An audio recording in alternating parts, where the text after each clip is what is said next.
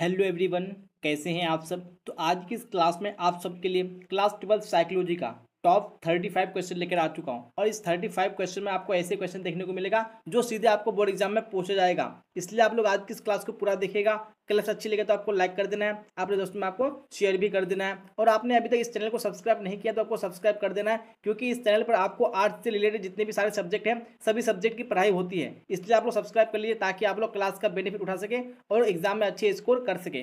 तो बिना टाइम को वेस्ट किए हम लोग क्वेश्चन की ओर चलेंगे। अगर आपको क्वेश्चन का आंसर बताया तो कमेंट बॉक्स में देते चलना है, और नहीं बताया तो आपको स्क्रीनशॉट ले लेना है। तो यहाँ पे चलते हैं हम लोग फर्स्ट क्वेश्चन की ओर। जी हाँ, तो हम लोग यहाँ पे फर्स्ट क्वेश्चन की ओर आ चुके हैं। अगर आपको आंसर बताया तो कमेंट बॉक्स में टाइप कीजिए कौन सा ऑप्शन राइट होगा। यहाँ पे बोला जा रहा है कि व्यक्तित्व का कारक विश्लेषण सिद्धांत का प्रतिपादक कौन है, यानी किसने व्यक्तित्व का कारक विश्लेषण सिद्धांत को दिया है। आप सबको इसका राइट आंसर बताना है। काफी वीवीआई क्वेश्चन है और जितने भी क्वेश्चन लेकर आए हैं वो सारे ही वीवीआई है, इसलिए आप लोग इसका राइट आंसर बताइए कौन सा ऑप्शन करेक्ट हो जाएगा। जी हाँ, तो बिल्कुल यहाँ पे ऑप्शन नंबर सी राइट हो जाएगा, यानी कैटेल हो जाएगा। चलिए पढ़ेंगे हम लोग नेक्स्ट क्वेश्चन, यानी क्वेश्चन नंबर 2 की ओर। जी हाँ, तो 2 भी आ चुका है स्क्रीन पर। क्या बोला जा रहा है, किसने व्यक्ति को पूर्ण रूप से कार्यशील व्यक्ति माना है। तो किसने व्यक्ति को पूर्ण रूप से कार्यशील व्यक्ति माना है। यहाँ पे 2 में ऑप्शन नंबर ए यानी कार्ल रोजर्स बिल्कुल राइट हो जाएगा। चलिए पढ़ेंगे हम लोग नेक्स्ट क्वेश्चन, क्वेश्चन नंबर 3 की ओर। यहाँ पे 3 भी स्क्रीन पे आ चुका है। क्या बोला जा रहा है, किस अवस्था में जननेंद्रियों पर फोकस होता है। तो वो कौन सी अवस्था है जिस अवस्था में जननेंद्रियों पर फोकस होता है। फटाफट से देखिए कौन सा राइट आंसर होगा। बिल्कुल यहाँ पे 3 का ऑप्शन नंबर बी यानी लिंग प्रधान अवस्था बिल्कुल राइट हो जाएगा। चलिए आप पढ़ेंगे हम लोग नेक्स्ट क्वेश्चन, क्वेश्चन नंबर 4 की ओर। जी हाँ, तो 4 भी स्क्रीन पे आ चुका है। क्या बोला जा रहा है देखिए, और करेक्ट आंसर देने की आप लोग कोशिश कीजिए कौन सा ऑप्शन राइट है। बोला जा रहा है कि निम्नांकित में कौन आत्म नियंत्रण की परिविधि नहीं है। यहाँ पे आपको बोला है कि कौन परिविधि नहीं है। फटाफट से देखिएगा। और जैसा कि आप लोग देख पा रहे होंगे जितने भी क्वेश्चन मैं आपको करा रहा हूँ ये सारा आपके प्री एग्जाम में आ चुका है, ये 2019 के एग्जाम में आ चुका है। तो आप लोग बिल्कुल अच्छे तरीके से क्लास को कीजिएगा। तो 4 में कौन सा ऑप्शन करेक्ट हो जाएगा, यानी कि जो ऑप्शन नंबर बी आत्मसम्मान राइट हो जाएगा।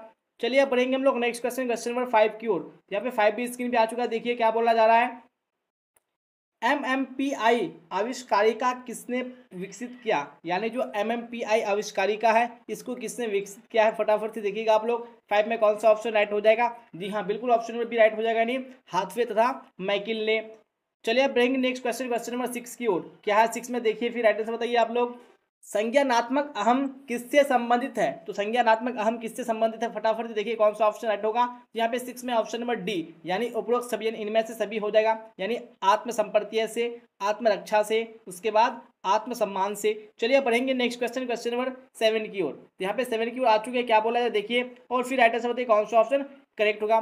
बोला जा रहा है कि जब व्यक्ति अपने अहम को किसी कष्टकर इच्छा के ठीक विपरीत इच्छा की प्रेरणा विकसित कर उससे उत्पन्न चिंता से अपने आप को बचाता है उसे कहा जाता है। तो उसे क्या कहा जाता है, फटाफट देखिएगा। काफी बड़ा एग्जाम में क्वेश्चन आ चुका है। तो 7 में ऑप्शन नंबर बी यानी उसे प्रतिक्रिया निर्माण कहा जाता है। चलिए पढ़ेंगे हम लोग नेक्स्ट क्वेश्चन, क्वेश्चन नंबर 8 की ओर। जी हाँ, तो यहाँ पे 8 की ओर आ चुके हैं। क्या बोला जा रहा है देखिए, व्यक्तित्व की नैतिक शाखा मानी गई है। किसको व्यक्तित्व की नैतिक शाखा मानी गई है। देखिए ये भी क्वेश्चन आपके एग्जाम में आ चुका है। तो 8 में कौन सा ऑप्शन राइट हो जाएगा, यानी कि जो ऑप्शन नंबर सी प्राहम, यानी जिसको हम लोग क्या बोलते हैं सुपर ईगो। यहाँ पे बिल्कुल राइट हो जाएगा। चलिए अब पढ़ेंगे हम लोग नेक्स्ट क्वेश्चन, यानी कि क्वेश्चन नंबर 9 की ओर। यहाँ पे 9 की ओर आ चुके हैं। बोला जा रहा है कि टाइप ए प्रकार के व्यक्तित्व में इनमें से कौन सी विशेषता पाई जाती है। आपने पढ़ा होगा व्यक्तित्व प्रकार के बारे में, type A, type B, type C, type D के बारे में। तो इनमें जो टाइप ए प्रकार के व्यक्तित्व है कौन सी विशेषता पाई जाती है। यहाँ पे 9 में ऑप्शन नंबर डी यानी इनमें से सभी हो जाएगा। चलिए अब पढ़ेंगे हम लोग नेक्स्ट क्वेश्चन की ओर। क्या है नेक्स्ट क्वेश्चन में देखिएगा आप लोग और राइट आंसर देने की कोशिश कीजिएगा। बोला जा रहा है कि सामूहिक और चेतन का संपर्तीय का प्रतिपादन किसने किया। यानी जो सामूहिक और चेतन का जो कॉन्सेप्ट है इसका प्रतिपादन किसने किया है देखिए, और राइट आंसर देने की कोशिश कीजिए। यहाँ पे 10 में ऑप्शन नंबर 1 राइट हो जाएगा, यानी कार्ल यूंग हो जाएगा।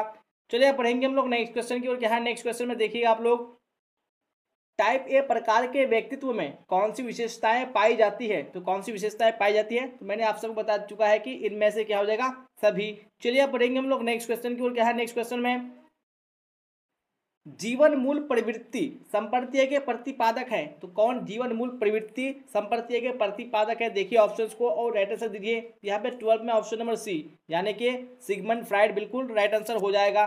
चलिए अब पढ़ेंगे हम लोग नेक्स्ट क्वेश्चन यानी क्वेश्चन नंबर 13 की ओर। तो यहाँ पे हम लोग क्वेश्चन की ओर आ चुके हैं। देखिए क्या है क्वेश्चन में, जब व्यक्ति अपने अहम को किसी कष्टकर इच्छा के ठीक विपरीत इच्छा की प्रेरणा विकसित कर लेता है, उससे उत्पन्न चिंता से अपने आप को बचाता है, इसे कहा जाता है। तो मैंने आपको इसका आंसर बता चुका है कि इसको क्या कहा जाता है, प्रतिक्रिया निर्माण। यहाँ पे बिल्कुल ऑप्शन नंबर बी राइट हो जाएगा। चलिए पढ़ेंगे हम लोग नेक्स्ट क्वेश्चन, क्वेश्चन नंबर 14 की ओर। यहाँ पे आ चुके हैं स्क्रीन पे क्वेश्चन, क्या बोला जा रहा है कि रोसार्क परीक्षण है। जी हाँ, जो रोसार्क टेस्ट है वो एक ऐसा टेस्ट है, फटाफट आप लोग देखिएगा, यानी बुद्धि परीक्षण है या अभिक्षमता परीक्षण है या प्रेक्षेपी परीक्षण है या इनमें से कोई नहीं। तो यहाँ पे 14 में जो ऑप्शन नंबर सी है, यानी कि प्रेक्षेपी परीक्षण, यानी एक प्रोजेक्टिव टेस्ट है, इसलिए ऑप्शन नंबर सी बिल्कुल राइट हो जाएगा। चलिए अब बढ़ेंगे हम लोग नेक्स्ट क्वेश्चन की क्वेश्चन नंबर 15 की ओर। बोला जा रहा है कि व्यक्तित्व के शील गुण के आधार पर किसने व्यक्तित्व को विभाजित किया, यानी शील गुण के आधार पर व्यक्तित्व को किसने विभाजित किया है, किसने बांटा है, आपको इसका राइट आंसर बताने हैं। तो 15 में ऑप्शन नंबर डी, यानी इनमें से कोई नहीं हो जाएगा, क्योंकि जिसने व्यक्तित्व को शील गुण के आधार पर विभाजित किया है वो है कौन, ऑलपोर्ट। तो इसलिए यहाँ पे क्या हो जाएगा, इनमें से कोई नहीं। चलिए अब देखेंगे हम लोग नेक्स्ट क्वेश्चन की ओर। क्या है नेक्स्ट क्वेश्चन में, देखिएगा आप लोग, सामूहिक अवचेतन को किसने प्रस्तुत किया। तो सामूहिक अवचेतन को प्रस्तुत किया है वो किसने किया है, यानी कार्ल युंग ने किया है, इसलिए जो ऑप्शन नंबर ए होगा बिल्कुल राइट हो जाएगा। चलिए बढ़ते हैं हम लोग नेक्स्ट क्वेश्चन की ओर। क्या है नेक्स्ट क्वेश्चन में, देखिएगा आप लोग, निम्नांकित में किसे स्व का पक्ष माना गया है। तो किसको स्व का पक्ष माना गया है, तो 17 में कौन सा ऑप्शन राइट हो जाएगा, बिल्कुल यहाँ पे right answer option number D हो जाएगा, यानी इनमें से सभी। चलिए अब बढ़ेंगे हम लोग नेक्स्ट क्वेश्चन, क्वेश्चन नंबर 18 की ओर। देखिए 18 में क्या है और राइट आंसर देने की आप लोग कोशिश कीजिए। बोला जा रहा है कि व्यक्ति विकास का सही क्रम है, तो व्यक्तित्व विकास का सही क्रम इनमें से क्या हो जाएगा। तो यहाँ पे 18 में ऑप्शन नंबर बी, यानी इदम अहम परहम राइट हो जाएगा। चलिए अब बढ़ते हैं हम लोग नेक्स्ट क्वेश्चन यानी कि क्वेश्चन नंबर 19 की ओर। यहाँ पे 19 की ओर आ चुके हैं। बोला जा रहा है कि 16 पीएफ प्रश्नावली का निर्माण किसने किया है। तो किसने 16 पीएफ प्रश्नावली का निर्माण किया है, यहाँ पे काफी विवेक क्वेश्चन है ये। तो 19 में ऑप्शन नंबर बी, यानी कैटेल राइट हो जाएगा। चलिए अब इसी तरह देखेंगे हम लोग नेक्स्ट क्वेश्चन की क्वेश्चन नंबर 20 को। तो 20 आ चुका है स्क्रीन पर। बोला जा रहा है कि कथानक आत्मबोध परीक्षण, जिसको क्या बोलते हैं, टीएटी, इसके निर्माता कौन है। तो इसके निर्माता कौन है, यानी टीएटी के। तो 20 में ऑप्शन नंबर ए, यानी मुर्रे एवं मॉर्गन बिल्कुल राइट हो जाएगा। चलिए अब देखेंगे हम लोग नेक्स्ट क्वेश्चन की क्वेश्चन नंबर 21 को। बोला जा रहा है कि निम्नलिखित में से कौन युंग के व्यक्तित्व प्रकार के अंतर्गत नहीं शामिल है। इनमें से कौन युंग के व्यक्तित्व प्रकार के अंतर्गत शामिल नहीं है, देखिएगा आप लोग। तो यहाँ पे 21 में जो ऑप्शन नंबर बी है, यानी जो एंडोमॉर्फी है, ये शामिल नहीं है। चलिए अब देखेंगे नेक्स्ट क्वेश्चन, क्वेश्चन नंबर 22 को। क्या है 22 में, देखिएगा और कोशिश कीजिएगा आप लोग सही आंसर देने का। टाइप सी व्यक्तित्व का प्रतिपादन किसने किया। तो आपने टाइप ए बी सी के बारे में पढ़ चुका है। तो टाइप सी व्यक्तित्व का प्रतिपादन जो किया था किसने किया था, यानी कि फ्रीडमैन ने किया था, इसलिए ऑप्शन नंबर सी बिल्कुल राइट हो जाएगा।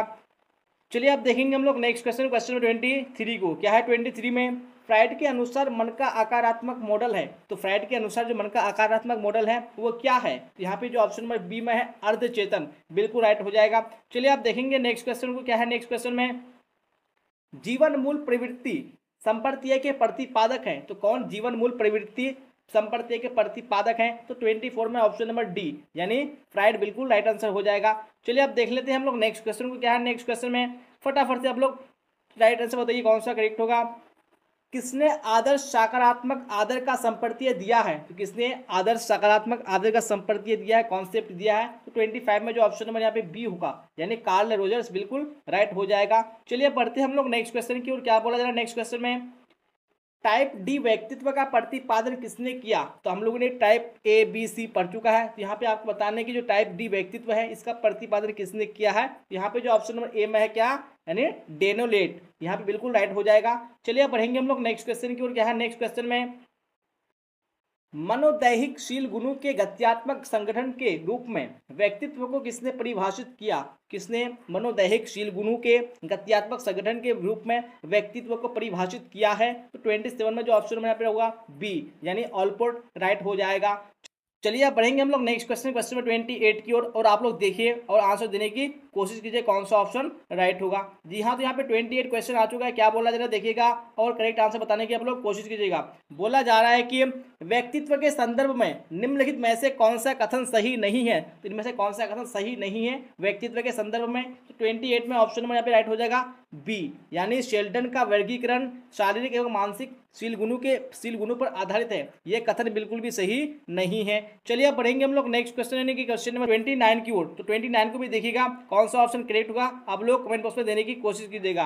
बोला जा रहा है कि युंग ने शील गुणों के आधार पर व्यक्तित्व को मुख्यतः कितने भागों में विभाजित किया है, तो कितने भागों में विभाजित किया है युंग ने, तो 29 में ऑप्शन नंबर सी यानी 3 बिल्कुल करेक्ट हो जाएगा। चलिए अब देख लेते हैं हम लोग नेक्स्ट क्वेश्चन को। क्या है नेक्स्ट क्वेश्चन में, मनोवैज्ञानिकों ने स्व के कितने पक्षों की चर्चा की है, तो कितने पक्षों की चर्चा की है स्व के, कौन, मनोवैज्ञानिकों द्वारा। तो यहाँ पे 30 में जो ऑप्शन नंबर यहाँ पे करेक्ट हो जाएगा सी यानी कि 7। चलिए अब बढ़ते हैं नेक्स्ट क्वेश्चन की ओर। क्या है नेक्स्ट क्वेश्चन में, जी हाँ तो आ चुका है स्क्रीन पे क्वेश्चन। बोला जा रहा है कि स्व यानी सेल्फ के संदर्भ में कौन सा कथन गलत है। यहाँ पे कौन सा कथन गलत है, किसके बारे में, सेल्फ के बारे में। तो 31 में जो ऑप्शन में यहाँ पे हो जाएगा बी यानी क्या है, स्व जन्मजात होता है, ये कथन बिल्कुल गलत है। चलिए पढ़ेंगे हम लोग नेक्स्ट क्वेश्चन, क्वेश्चन 32 की ओर। यहाँ पे 32 में बोला जा रहा है कि क्रेस्मर के अनुसार शारीरिक बनावट के अनुसार व्यक्तित्व को कितने भागों में बांटा गया है। तो क्रेस्मर के अनुसार शारीरिक बनावट के आधार पर जो व्यक्तित्व को विभाजित किया गया है वो कितने, यहाँ पे 32 में ऑप्शन नंबर ए हो जाएगा यानी 4। चलिए आप देखेंगे हम लोग नेक्स्ट क्वेश्चन को। क्या है नेक्स्ट क्वेश्चन में, आ चुका है स्क्रीन पे क्वेश्चन। बोला जा रहा है कि व्यक्तित्व का मनोगत्यात्मक उपागम प्रतिपादित किया है, किसने, व्यक्तित्व का मनोगत्यात्मक उपागम प्रतिपादित किया है। तो 33 में ऑप्शन नंबर डी यानी फ्राइड। चलिए अब देख लेते हैं हम लोग नेक्स्ट क्वेश्चन को। क्या है नेक्स्ट क्वेश्चन में, चलिए यहाँ पे क्वेश्चन आ चुका है। बोला जा रहा है कि इनमें से कौन व्यक्तित्व निर्माण के जैविक निर्धारक नहीं है, कौन जैविक निर्धारक नहीं है व्यक्तित्व निर्माण के। तो 34 में ऑप्शन नंबर यहाँ पे करेक्ट हो जाएगा डी यानी कि परिवार।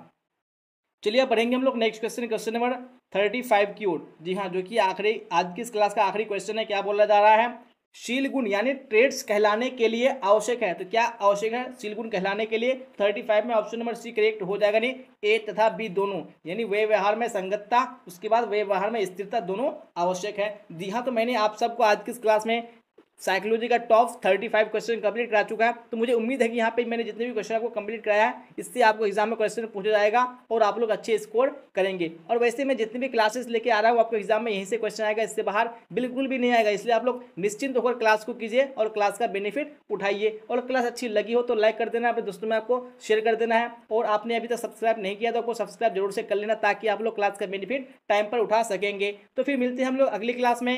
Till then, bye bye, tata, see you on the next class.